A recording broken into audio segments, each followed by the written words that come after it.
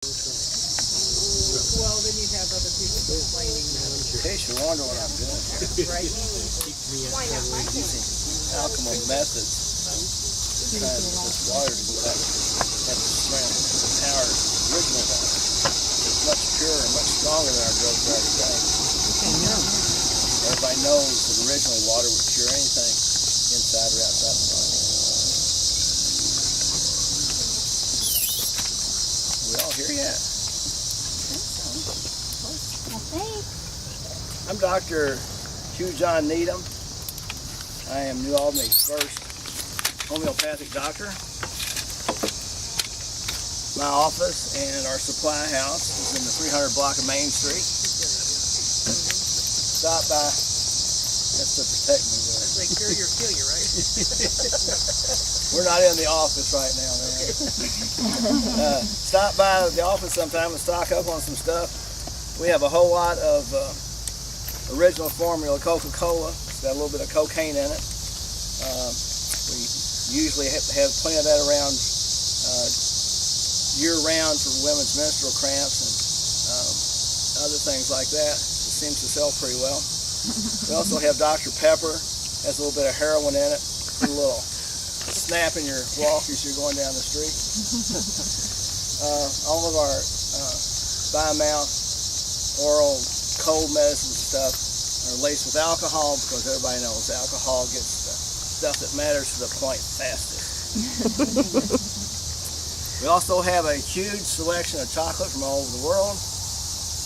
Although sugar is in short supply still, we probably have enough at all times in little sugar cubes for everybody in New Albany to have one. So please stop by and pick up what you need, because we believe that a happy patient is a well patient.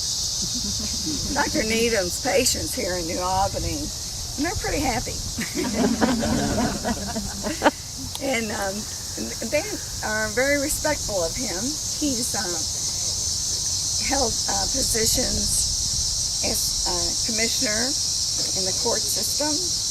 He's been the secretary of his Masonic fraternity for 25 years.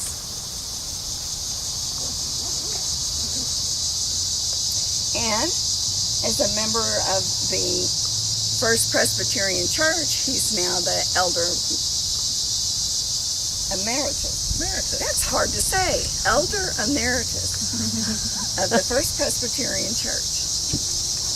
And we were married about 2 years after he came home from the Army. And we have a son.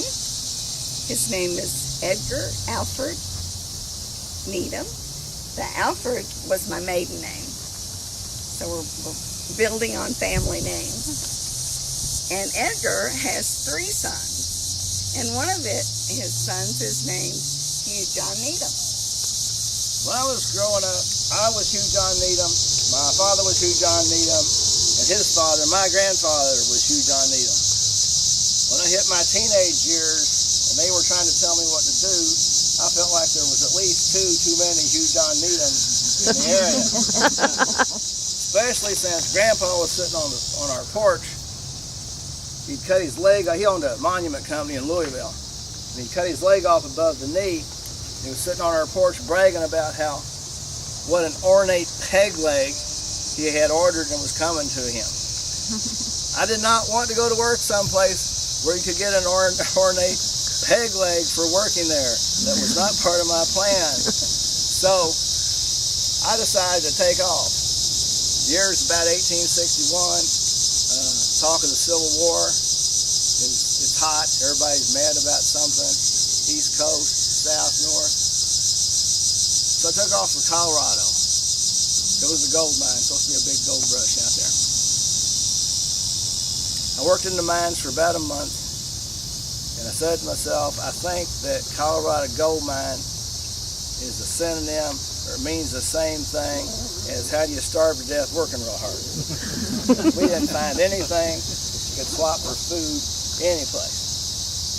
So I had heard of Kit Carson, the great Indian fighter, and he was in New Mexico, and I thought, well, I'll go over there and try that, see what happens. So I went over and met with Kit, and I said, I'm from Louisville, Kentucky. And he said, well, you know, I'm from Madison County, Kentucky, which is about 150 miles south of Louisville.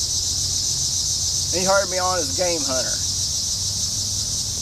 New Mexico's got a whole lot of sand in it. You can't find much to eat in the sand. It has some plains, it has some mountainous areas. Buffalo were plentiful. Seeing a herd of buffalo 3 to 5 miles across and 3 to 5 or 8 or 10 miles long was not unusual. If you could find a place where the land lay sort of like this, where you're up higher from the buffalo out there someplace, and out there could be between a mile or a half a mile and 3/4 mile away. Because shooting with a gun like this, black powder, there's a big boom back here, but it doesn't go out there. You shoot a buffalo on the edge of the herd, he'll fall over, and the guy that's standing next to him will look over and go, wonder why he did that, and go back to eating. You can sit there and shoot buffalo all day long. 4 or 5 sharpshooters can almost destroy a herd of buffalo in an afternoon of good shooting. Call it good sport. Nobody ever touches the meat. It's a horrible waste of meat, horrible waste of an animal. We were, the army that we were, that was supposed to, as friendly as possible, move these Indians to the reservation. Kit believed that what you should do instead of killing them, killing the braves off and leaving only the women and children, was to go in and destroy their crops. The Navajos, for example, were mainly farmers. And so if you go in and destroy their crops and a goat and a sheep or two, then they're supposed to willingly go with you the reservation where the government has a reservation for them, is what I always like to say. The Navajos were not violent whatsoever. That gun. Oh, I forgot about the gun. 45-70 government. The government means the government developed the load. 45 is how big around the bullet is. It's almost a ½ inch.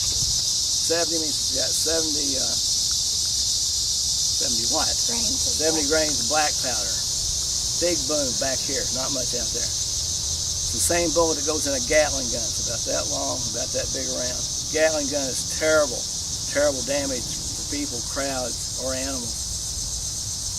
This has got 2 big brothers, the 45-90, which reach out about a mile and a half, and a 45-120, which shoots comfortably up to a mile and 3/4. So you got a nice high spot, kind of level out to there. You can sit all afternoon and shoot. Am I missing something? Talking about the Indians, how they shoot.